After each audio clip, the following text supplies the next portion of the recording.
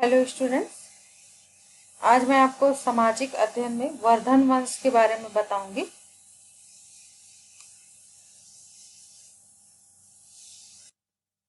वर्धन वंश को पुष्यभूति वंश भी कहते हैं। और पुष्यभूति वंश क्यों कहते हैं? क्योंकि वर्धन वंश का जो पहला शासक था वो पुष्यभूति था, इसलिए वर्धन वंश को पुष्यभूति वंश के नाम से भी जाना जाता है। गुप्त वंश के बाद उत्तर भारत में जो सबसे विस्तृत साम्राज्य था वो वर्धन वंश का ही था। और इस वंश का उदय थानेश्वर, जो कि हरियाणा में है, वहां पे हुआ था। और कुछ पुरातात्विक स्रोतों में यह कहा जाता है कि वर्धन वंश का पहला शासक नरवर्धन था। और इस वंश का इतिहास जानने के लिए बौद्ध ग्रंथ आर्य मंजू, श्रीमूलकल्प और महाकवि वाण, जिनको कि वाण भट्ट भी कहते हैं, उनका की फेमस रचना है हर्षचरित्र, जिसमें कि हर्षचरित्र बहुत ही महत्वपूर्ण है। और इसके अलावा वाण भट्ट की रचनाओं में हर्षचरित्र, कादम्बरी, चंडी शतक, ये सब हैं, जो कि हर्षवर्धन का दरबारी कवि था। और हर्ष की जो राजधानी थी वो पहले थानेश्वर थी और बाद में उन्होंने इसको कन्नौज में बदल दिया था। हर्षवर्धन के सम्राटों में प्रभाकर वर्धन का नाम प्रमुख रूपता से लिया जाता है। और प्रभाकर वर्धन वर्धन वंश की स्वतंत्रता का एक तरह से जन्मदाता था। उसकी स्वतंत्र स्थिति का पता हम इसी तरह से लगा सकते हैं कि उन्होंने दो उपाधियां धारण की थी स्वतंत्र रूप से, परम भट्टारक और महाराजा धीराज। प्रभाकर वर्धन के समय में हूणों का भी बहुत आक्रमण हुआ था। और हूणों का आक्रमण पहले तो पंजाब में हुआ था, जिसमें कि राज्यवर्धन को हूणों से युद्ध करने के लिए पंजाब में भेजा गया था तथा उसने हूणों को पराजित किया था। हर्षचरित से यह भी पता चलता है कि प्रभाकर वर्धन ने जो है अपने पुत्र राज्यवर्धन को हूणों के युद्ध के लिए उत्तरापथ भेजा था।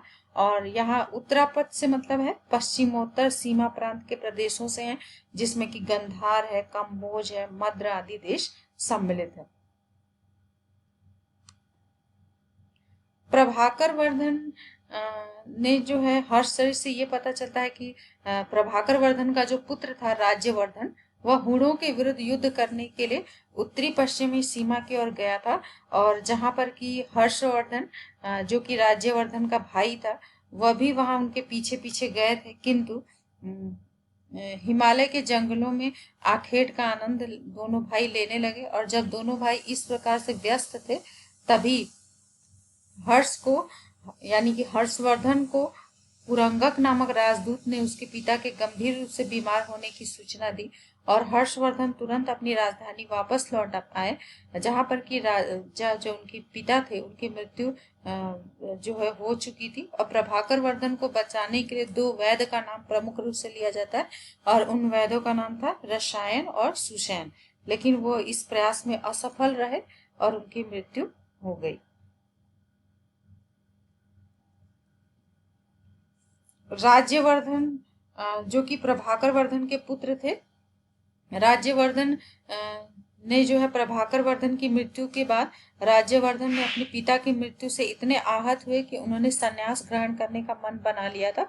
और अपने भाई हर्षवर्धन को उन्होंने कहा कि राज्य ग्रहण करें, लेकिन हर्ष ने भी सिंहासन ग्रहण करने से मना कर दिया।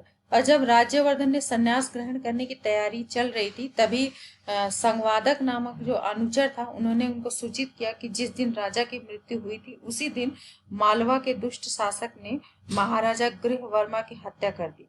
और राजश्री जो कि उनकी बहन थी, उनको कन्नौज के कारागार में डाल दिया गया। इसके साथ ही यह भी पता चला कि वह दुष्ट यहाँ की सेना को मतलब ये समझ रहा है कि यहाँ कोई राजा नहीं है, तो इस देश पर आक्रमण करने की सोच रहा है। तो यहाँ पर जो गृहवर्मा है वह गृहवर्मा मौखरी वंश का शासक था, और जिसका विवाह प्रभाकर वर्धन की पुत्री राज्यश्री के साथ हुआ था। जब यह समाचार राज्यवर्धन ने सुना तो सन्यास की जगह उन्होंने क्या करा, शस्त्र धारण कर लिया। और उन्होंने राज्यवर्धन ने शीघ्र ही 10,000 जो घोड़े की सेना तैयार की और अपने ममेरे भाई को साथ लेकर मालव राज को दंड देने के लिए चल पड़े। उस समय मालव का शासक देवगुप्त था। राज्यवर्धन ने देवगुप्त पर आक्रमण कर उसे पराजित किया। और इस बात का पता चलता है मधुबन तथा बंसखेड़ा के लेखों से पता चलता है, और राज्यवर्धन ने देवगुप्त को मार डाला। नेक्स्ट जो प्रमुख राजा थे वर्धन वंश के, वो थे हर्षवर्धन। और हर्षवर्धन ने 606 ईस्वी में 16 वर्ष की आयु में ही सिंहासन का उत्तराधिकारी उन्हें बनाया गया, क्योंकि उनके भाई राज्यवर्धन की शशांक द्वारा हत्या कर दी गई थी। इस वजह से उन्हें अपने गद्दी संभालना पड़ा। और सिंहासन पर बैठने के बाद ही उन्होंने अपनी बहन राजश्री को बचाया और एक असफल प्रयास के साथ शशांक की तरफ बढ़े। और ये तो उनका पहला अभियान था। दूसरे अभियान में उन्होंने शशांक की मौत के बाद मगध और शशांक को अपने साम्राज्य पर विजय प्राप्त की और कन्नौज में अपनी राजधानी स्थापित की।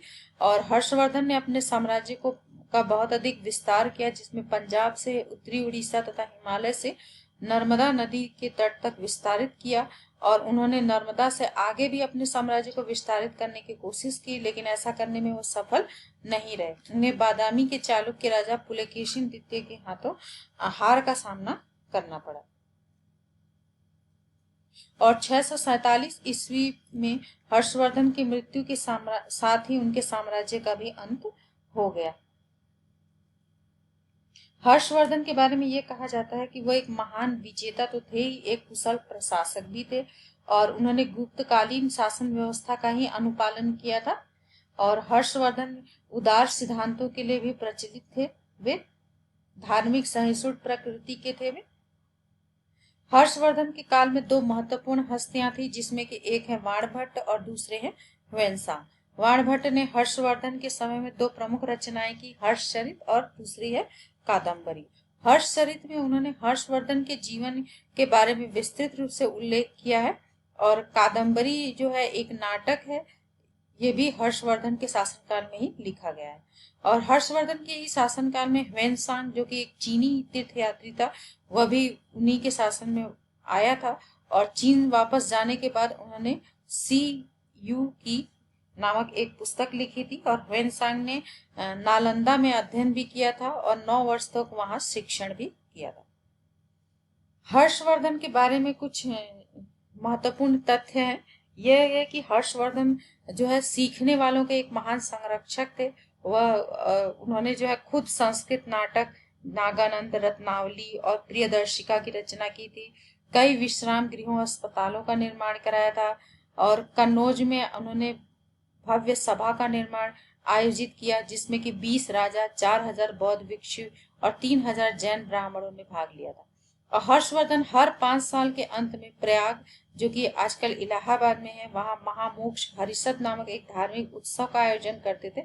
और इस उत्सव में बढ़ चढ़कर वह दान देते थे। हर्षवर्धन अपनी आय का को 4 बराबर भागों में बांट रखा था, जिनके नाम थे कि शाही परिवार के लिए एक आय दिया जाता था, दूसरा था सेना और प्रशासन के लिए आय का अंश दिया जाता था, थर्ड था धार्मिक नीति के लिए, और फोर्थ था गरीबों और बेसहारा के लिए। और पुलकेशिन द्वितीय से हर्षवर्धन की हार के बारे में मैंने जिक्र किया, उसका उल्लेख एहोल अभिलेख, जो कि कर्नाटक में है, वहां पर उल्लेख किया गया। और 647 ईस्वी में हर्षवर्धन का निधन हो गया। धन्यवाद।